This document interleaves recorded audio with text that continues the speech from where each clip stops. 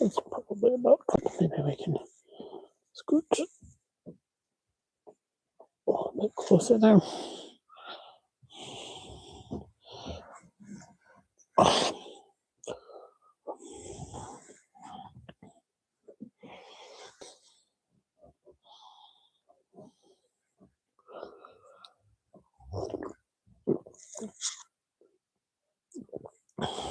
We have one happy dog and one slightly jealous dog that would like to also be up here. These are good babies. Okay. Okay.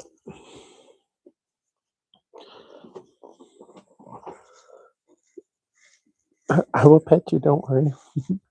The second apology of Justin for the Christians, addressed to the Roman Senate. Chapter 1. Introduction.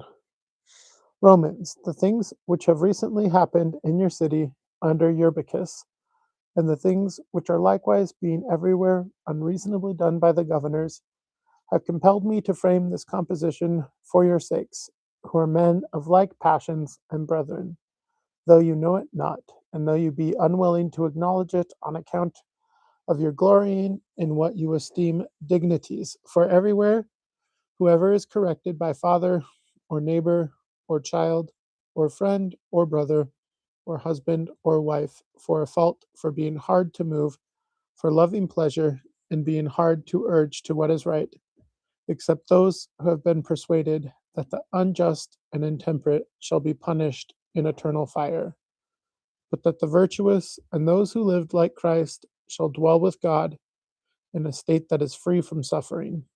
We mean those who have become Christians, and the evil demons who hate us, and who keep such men as these subject to themselves and serving them in the capacity of judges, incite them as rulers actuated by evil spirits to put us to death. But that the You're pretty demanding of getting good love and pets tonight, huh? Yeah. You need lots of good love because you're a very good dog. Of course.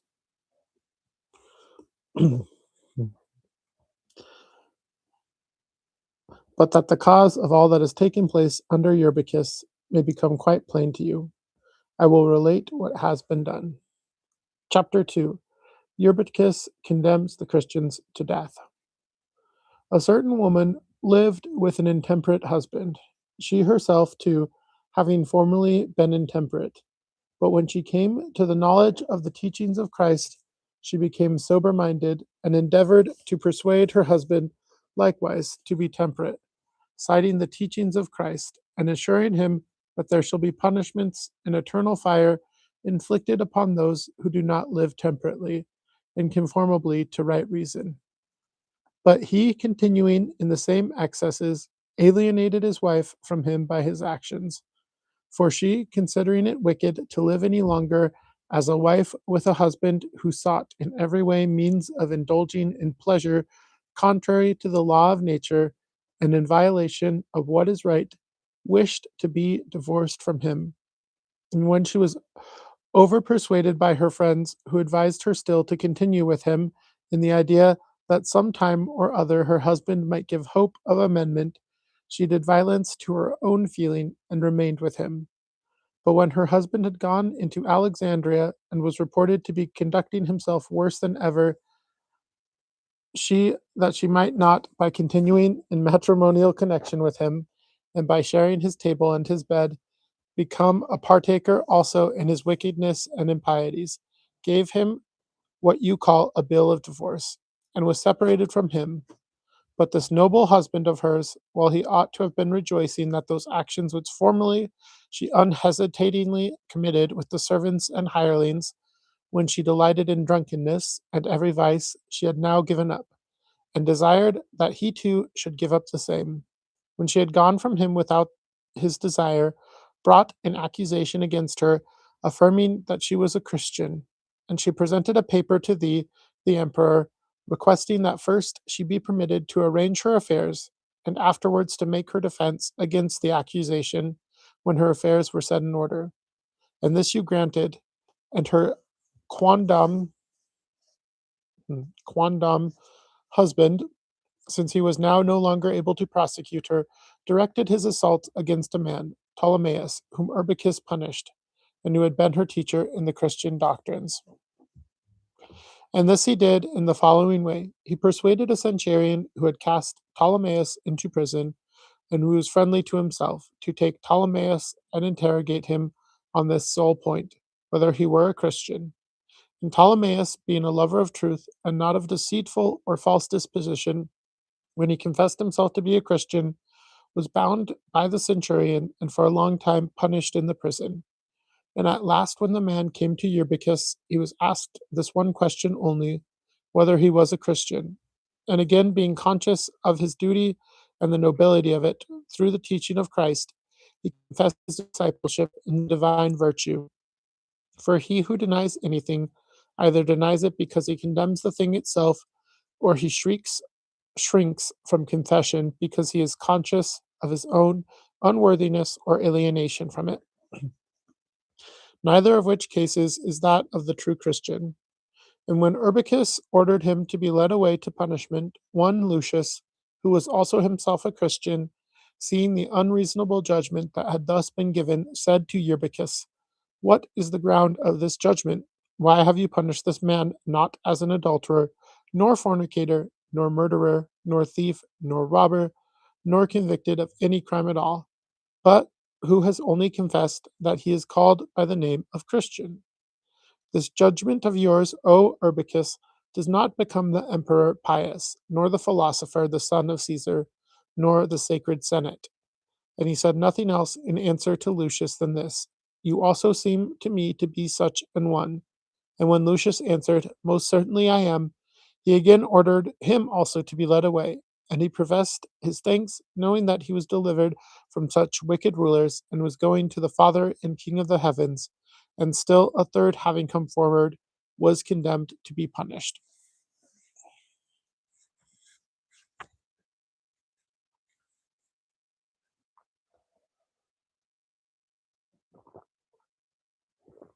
Mm, got some nice tropical green tea tonight. Suki, if you want to come over here, you can sit in my lap since Ursula went down. Are you sleeping over there? Suki, do you want to come here?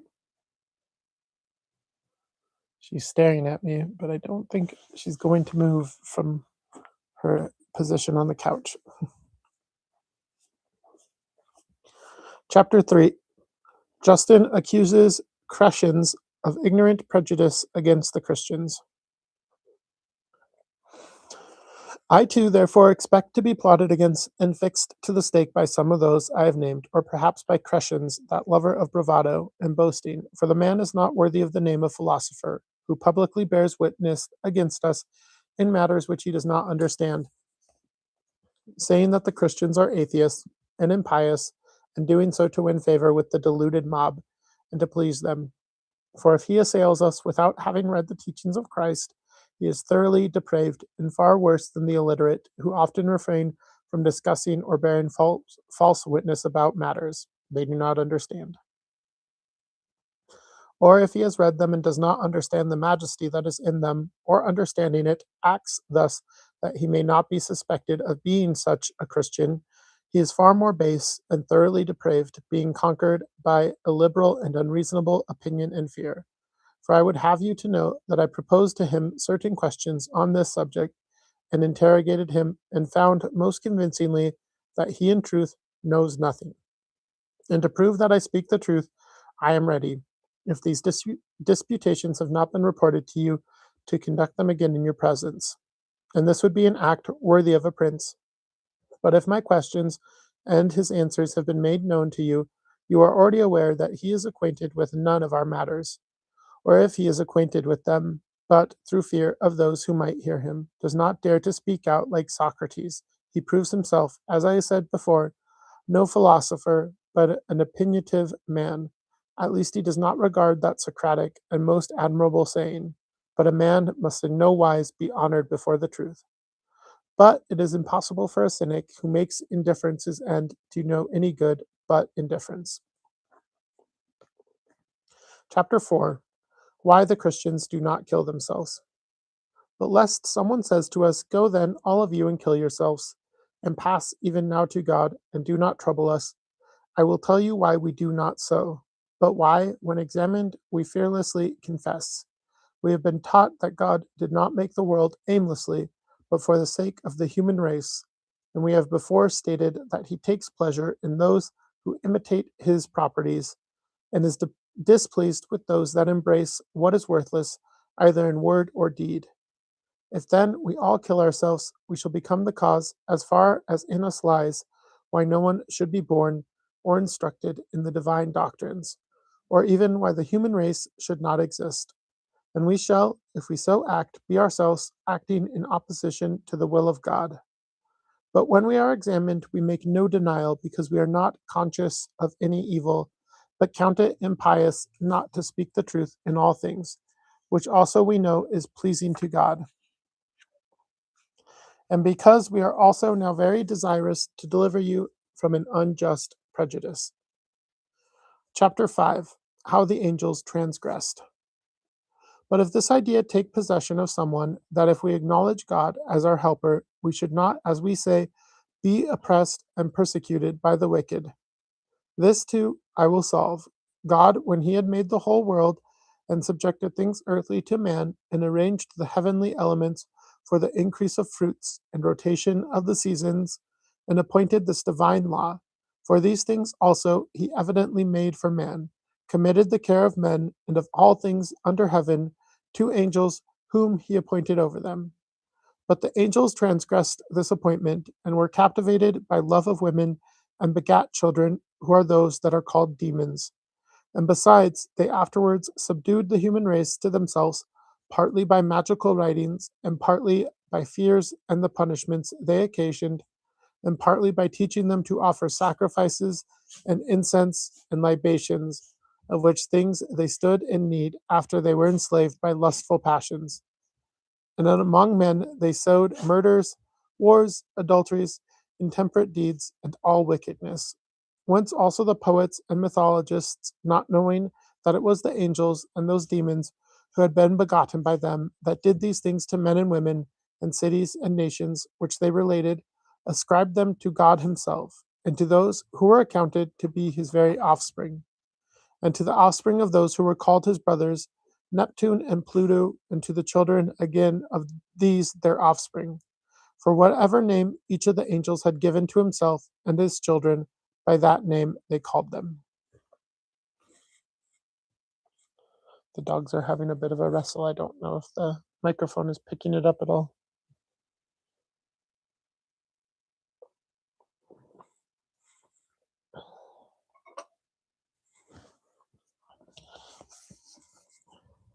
Chapter 6. Names of God and of Christ, their meaning and power. But to the Father of all, who is unbegotten, there is no name given. For by whatever name he be called, he has as his elder the person who gives him the name. But these words, Father and God and Creator and Lord and Master, are not names, but appellations derived from his good deeds and functions. And his Son, who alone is properly called Son, the Word, who also was with him and was begotten before the works, when at first he created and arranged all things by him, is called Christ, in reference to his being anointed, and God's ordering all things through him. This name itself also containing an unknown significance, as also the appellation God is not a name, but an opinion implanted in the nature of men, of a thing that can hardly be explained. But Jesus, his name as man and Savior, has also significance, for he was made man also, as we before said, having been conceived according to the will of God the Father, for the sake of believing men, and for the destruction of the demons. And now you can learn this from what is under your own observation. For numberless demoniacs throughout the whole world and in your city, many of your own of our Christian men exercising them in the name of Jesus Christ, who was crucified under Pontius Pilate, have healed and do heal, rendering helpless and driving the possessing devils out of the men, though they could not be cured by all the other exorcists and those who used incantations and drugs. Chapter 7. The world preserved for the sake of Christians, man's responsibility. Wherefore God delays causing the confusion and destruction of the whole world, by which the wicked angels and demons and men shall cease to exist, because of the seed of the Christians, who know that they are the cause of preservation in nature. Since, if it were not so, it would not have been possible for you to do these things and to be impelled by evil spirits. But the fire of judgment would descend and utterly dissolve all things, even as formerly the flood left no one but him only with his family, who is by us called Noah, and by you Deucalion, from whom again such vast numbers have sprung, some of them evil and others good. For so we say that there will be the conflagration, but not as the Stoics, according to their doctrine of all things being changed into one another, which seems most degrading. But neither do we affirm that it is by fate that men do what they do or suffer what they suffer, but that each man by free choice acts rightly or sins, and that it is by the influence of the wicked demons that earnest men, such as Socrates and the like, suffer persecution and are in bonds, while Sardanapalus, Epicurus, and the like seem to be blessed in abundance and glory. The Stoics, not observing this, maintained that all things take place according to the necessity of fate. But since God in the beginning made the race of angels and men with free will, they will justly suffer in eternal fire the punishment of whatever sins they have committed. And this is the nature of all that is made to be capable of vice and virtue. For neither would any of them be praiseworthy unless there were power to turn to both virtue and vice. And this also is shown by those men everywhere who have made laws and philosophized, according to right reason, either prescribing to do some things and refrain from others. Even the Stoic philosophers, in their doctrine of morals, steadily honor the same things, so that it is evident that they are not very felicitous in what they say about principles and incorporeal things. For if they say that human actions come to pass by fate, they will maintain either that God is nothing else than the things which are ever turning and altering and dissolving into the same things, and will appear to have had a comprehension only of things that are destructible, and to have looked on God himself as emerging both in part and in whole in every wickedness, or that neither vice nor virtue is anything, which is contrary to every sound idea, reason, and sense.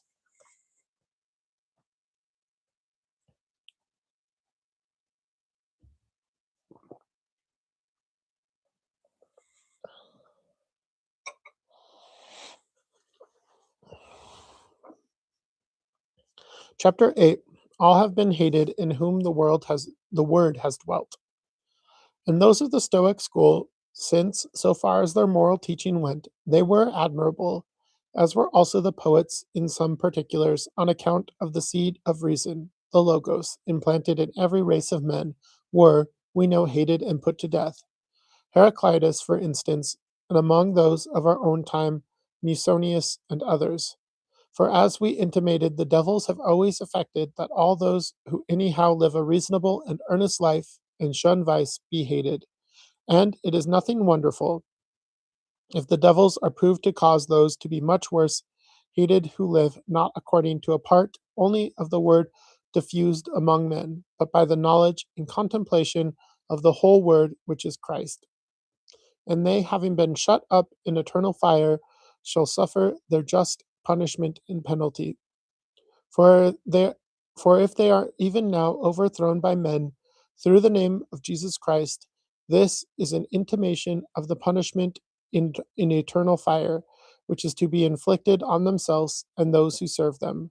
For thus did both all the prophets foretell and our own teacher Jesus teach. Chapter 9. Eternal punishment, not a mere threat.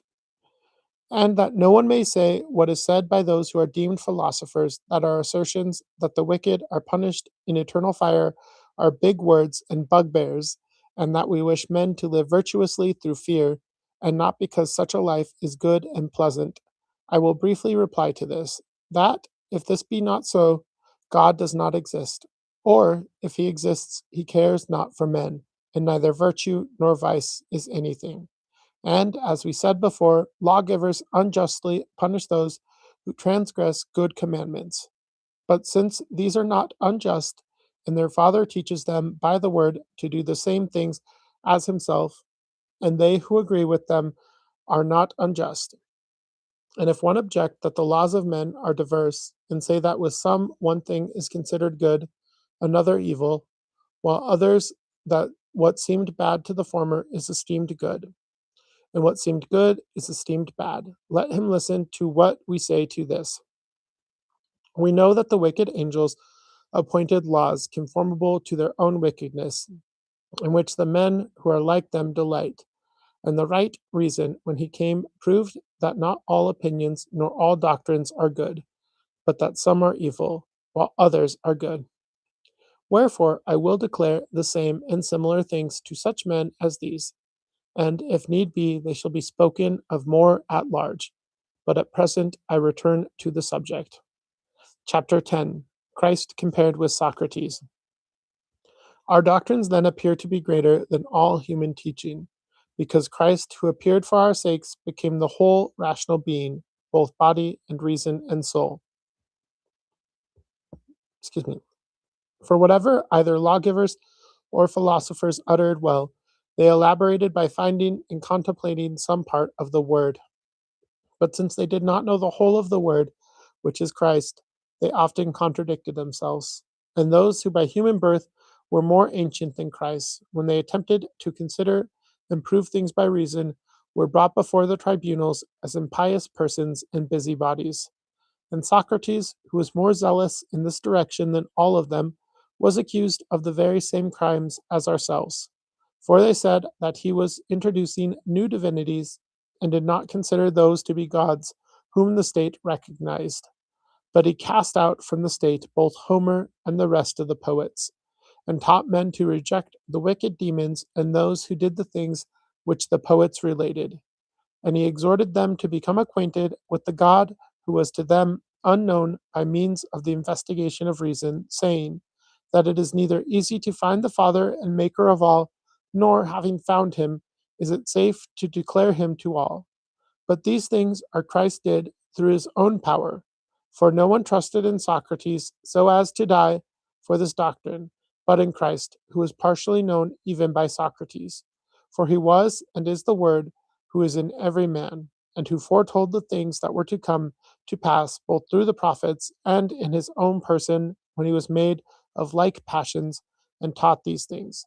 Not only philosophers and scholars believed, but also artisans and people entirely uneducated, despising both glory and fear and death, since he is a power of the ineffable Father and not the mere instrument of human reason.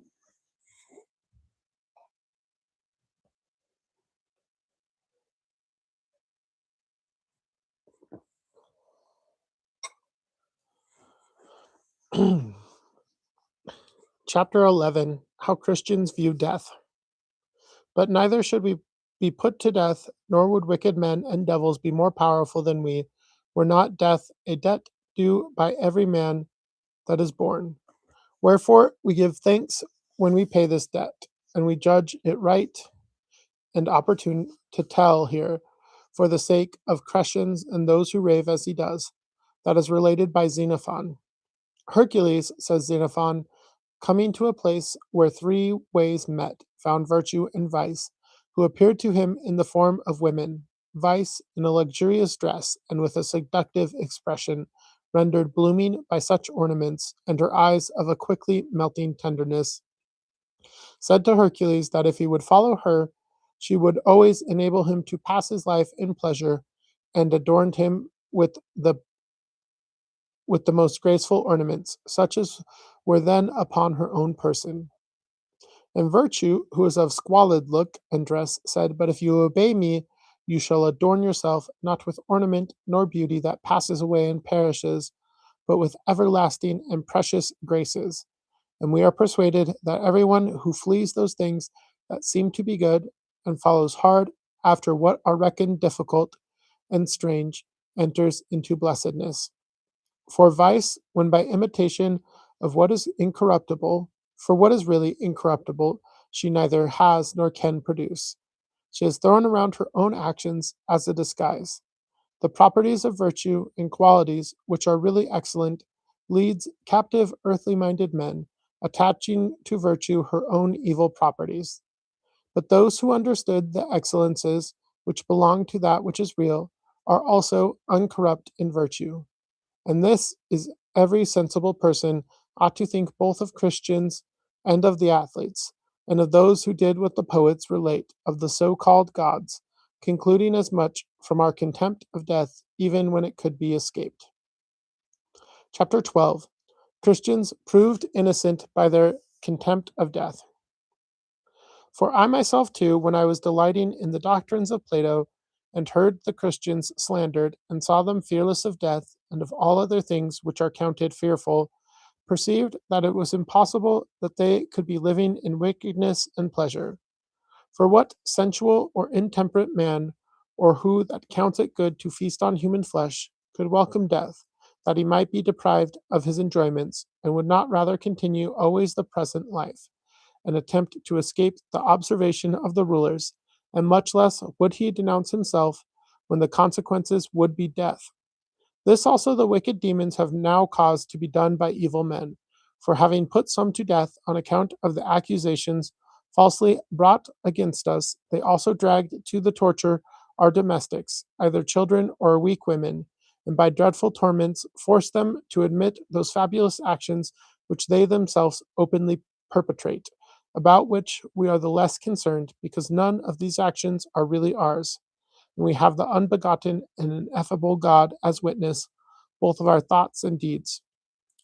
For why did we not even publicly profess that these were the things which we esteemed good, and prove that these are the divine philosophy, saying that the mysteries of Saturn are performed when we slay a man, and that when we drink our fill of blood, as it is said we do, we are doing what you do before that idol you honor, and on which you sprinkle the blood not only of irrational animals, but also of men, making a libation of the blood of the slain by the hand of the most illustrious and noble man among you, and imitating Jupiter and the other gods in sodomy and shameless intercourse with women, might we not bring as our apology the writings of Epicurus and the poets?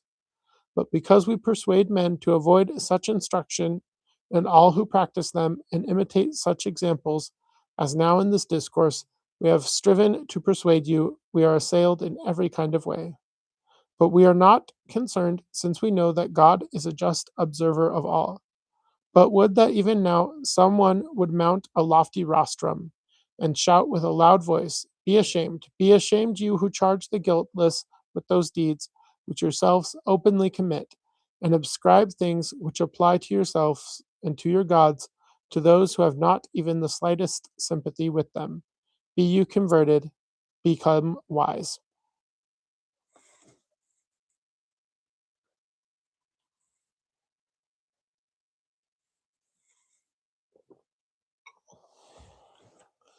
Chapter 13. How the Word has been in all men. For I myself, when I discovered the wicked disguise which the evil spirits had thrown around the divine doctrines of the Christians to turn aside others from joining them, laughed both at those who framed these falsehoods and at the disguise itself, and at popular opinion. And I confess that I both boast and with all my strength strive to be found a Christian, not because the teachings of Plato are different from those of Christ, but because they are not in all respects similar, as neither are those of the others, Stoics and poets and historians. For each man spoke well in proportion to the share he had of the spermatic word, seeing what was related to it. But they who contradict themselves on the more important points appear not to have possessed the heavenly wisdom, and the knowledge which cannot be spoken against. Whatever things were rightly said among all men are the property of us Christians. For next to God we worship and love the Word, who is from the unbegotten and ineffable God, since also he became man for our sakes, that becoming a partaker of our sufferings, he might also bring us healing. For all the writers were able to see realities darkly through the sowing of the implanted Word that was in them. For the seed and imitation imparted according to capacity is one thing, and quite another is the thing itself, of which there is the participation and imitation according to the grace which is from him. Chapter 14. Justin prays that this appeal be published. And we therefore pray you to publish this little book, appending what you think right, that our opinions may be known to others, and that these persons may have a fair chance of being freed from erroneous notions and ignorance of good, who by their own fault are become subject to punishment, that so these things may be published to men, because it is in the nature of man to know good and evil, and by their condemning us, whom they do not understand, for actions which they say are wicked, and by delighting in the gods who did such things, and even now require similar actions from men, and by inflicting on us death or bonds or some other punishment, as if we were guilty of these things, they condemn themselves, so that there is no need of other judges. Chapter 15. Conclusion. And I despised the wicked and deceitful doctrine of Simon, my own nation. And if you give this book your authority, we will expose him before all, that if possible they may be converted. For this end alone did we compose this treatise, and our doctrines are not shameful according to a sober judgment, but are indeed more lofty than all human philosophy. And if not so, they are at least unlike the doctrines of the Sotadists and Philonidians, and dancers and Epicureans, and such other teachings of the poets, which all are allowed to acquaint themselves with, both as acted and as written. And henceforth we shall be silent, having done as much as we could, and having added the prayer that all men everywhere may be counted worthy of the truth, and would that you also, in a manner becoming piety and philosophy, would, for your own sakes, judge justly. And that ends the second apology of Justin Martyr.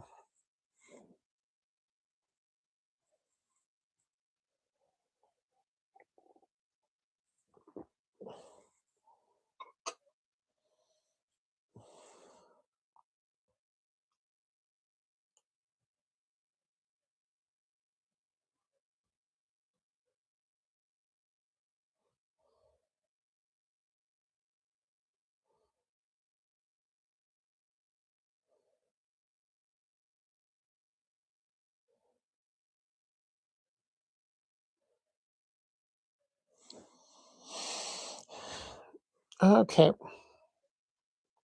now we have the dialogue with Trypho. We won't make it through the whole thing tonight, but probably worth starting. This is actually, I think, quite a bit longer even than his first apology. Yeah, it is pretty long. Dialogue of Justin, Philosopher and Martyr, with Trypho, a Jew. Chapter 1. Introduction. While I was going about one morning in the walks of the Cistus, a certain man with others in his company, having met me, and said, Hail, O philosopher! And immediately after saying this, he turned round and walked along with me. Excuse me. His friends likewise followed him, and I, in turn, having addressed him, said, What is there important? And he replied, I was instructed, says he, by Corinthus the Socratic in Argos, that I ought not to despise or treat with indifference those who array themselves in this dress, but to show them all kindness, and to associate with them, as perhaps some advantage would spring from the intercourse, either to some such man or to myself. It is good, moreover, for both, if either the one or the other be benefited.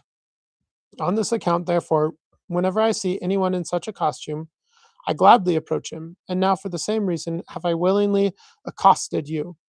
And these accompany me in the expectation of hearing for themselves something profitable from you. But who are you, most excellent man? So I replied to him in jest. Then he told me, frankly, both his name and his family. Trypho, says he, I am called, and I am a Hebrew of the circumcision, and having escaped from the war lately carried on there, I am spending my days in Greece and chiefly at Corinth.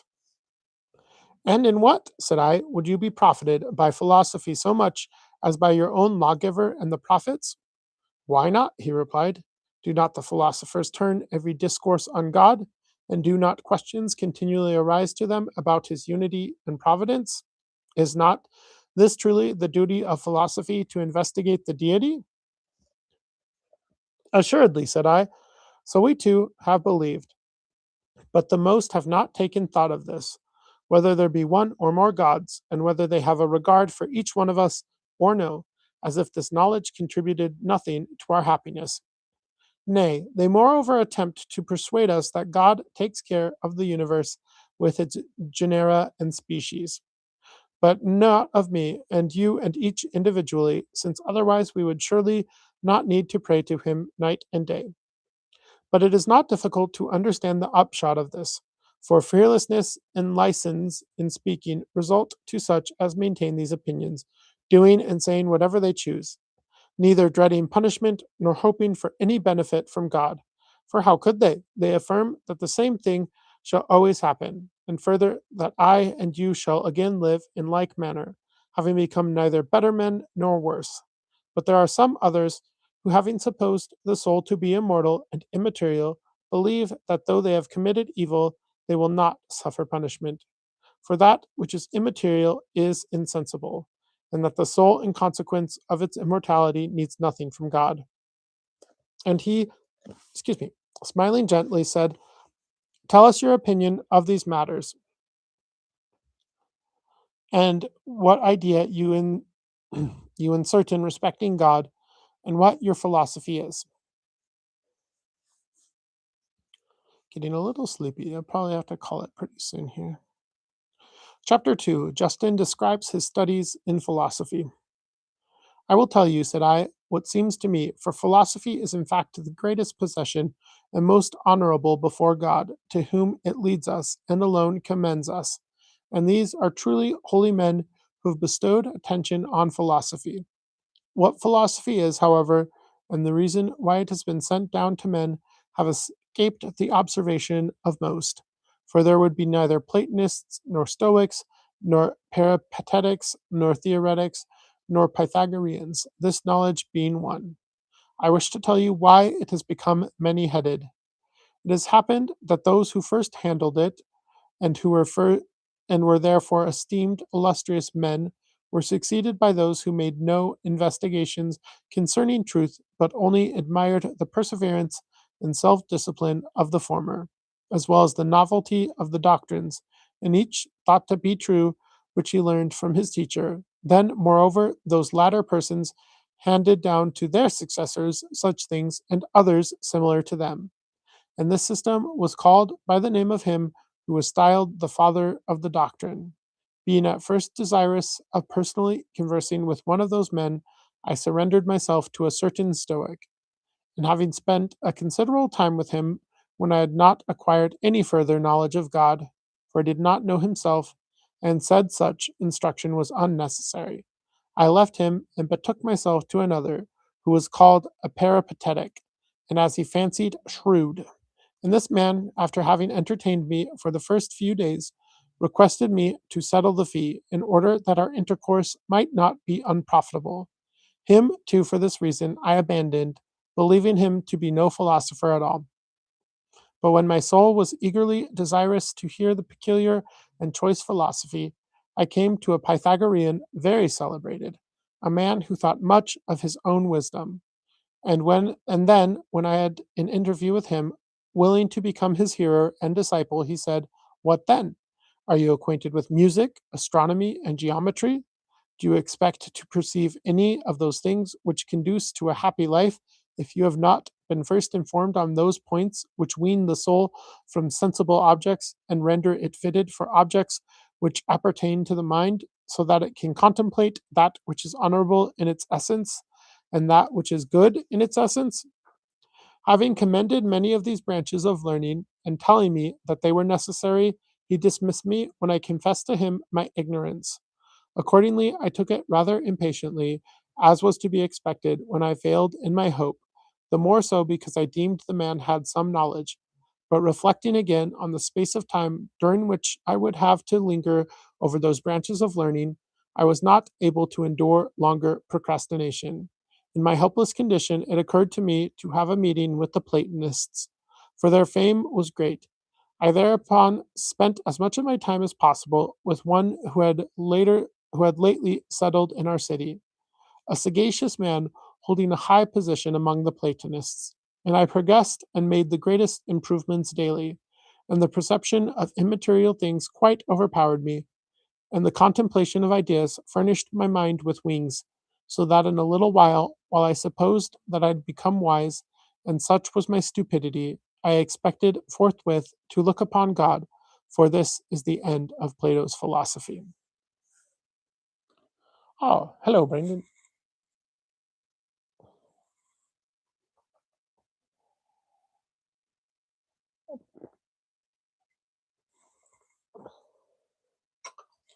Are you playing Pathfinder? Reading Justin Martyr's dialogue with Trypho.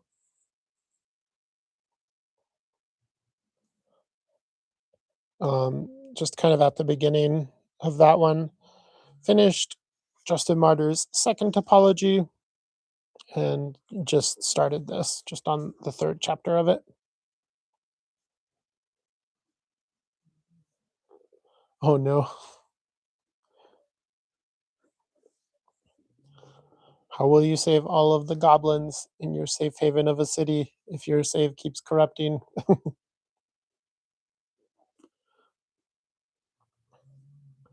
Chapter 3. Justin narrates the manner of his conversion. And while I was thus disposed, when I wished at one period to be filled with great quietness and to shun the path of men, I used to go into a certain field not far from the sea. It reminds me of Moby Dick. When I'm feeling sad and full of the hypos, I need to go down to the sea. When I was near that spot one day, which having reached, I purposed to be by myself, a certain old man, by no means contemptible in appearance, exhibiting meek and venerable manners, followed me at a little distance, and when I turned round to him, having halted, I fixed my eyes rather keenly on him, and he said, "Do you know me?" And I replied in the negative. "Why then," said he to me, "do you so look at me?" "I am astonished," I said, "because you have chanced to be in my company in the same place, for I had not expected to see any man here." Excuse me. And he says to me, "I am concerned about some of my household. These are gone away from me, and therefore have I come to make personal search for them, if perhaps they shall make their appearance somewhere." "But why are you here?" said he to me. "I delight," said I, "in such walks where my attention is not distracted, for converse with myself is uninterrupted, and such places are most fit for philology." "Are you then a philologian?" said he, "but no lover of deeds or of truth?" Oh, did I turn one too many pages? No, I guess not. Okay. "But no lover of deeds or of truth, and do you not aim at being a practical man so much as being a sophist?" "What greater work," said I, "could one accomplish than this, to show the reason which governs all, and having laid hold of it, and being mounted upon it, to look down on the errors of others and their pursuits? But without philosophy and right reason, prudence would not be present to any man. Wherefore it is necessary for every man to philosophize, and to esteem this the greatest and most honorable work, but other things only of second rate or third rate importance, though indeed, if they be made to depend on philosophy, they are of moderate value, and worthy of acceptance, but deprived of it, and do not accompany it, they are vulgar and coarse to those who pursue them." "Does philosophy then make happiness?" said he, interrupting. "Assuredly," I said, "and it alone." "What then is philosophy?" he says, "and what is happiness? Pray tell me, unless something hinders you from saying." "Philosophy, then," said I, "is the knowledge of that which really exists, and a clear perception of the truth, and happiness is the reward of such knowledge and wisdom." "But what do you call God?" said he. "That which always maintains the same nature, and in the same matter, and is the cause of all other things. That, indeed, is God." So I answered him, and he listened to me with pleasure, and thus again interrogated me. "Is not knowledge a term common to different matters? For in arts of all kinds, he who knows any one of them is called a skillful man, in the art of generalship, or of ruling, or of healing equally. But in divine and human affairs it is not so. Is there a knowledge which affords understanding of human and divine things, and then a thorough acquaintance with the divinity and the righteousness of them? Assuredly, I replied. What then? Is it in the same way we know man and God as we know music and arithmetic and astronomy or any other similar branch? By no means, I replied. You have not answered me correctly, then, he said, for some branches of knowledge come to us by learning, or by some employment, while of others we have knowledge by sight. Now, if one were to tell you that there exists in India an animal with a nature unlike all others, but of such and such a kind, multiform and various, you would not know it before you saw it, but neither could you be competent to give any account of it unless you should hear from one who had seen it. Certainly not, I said. How then, he said, should the philosopher judge correctly about God or speak any truth when they have no knowledge of him, having neither seen him at any time nor heard him? But, father, said I, the deity cannot be seen merely by the eyes, as other living beings can, but is discernible to the mind alone, as Plato says, and I believe him.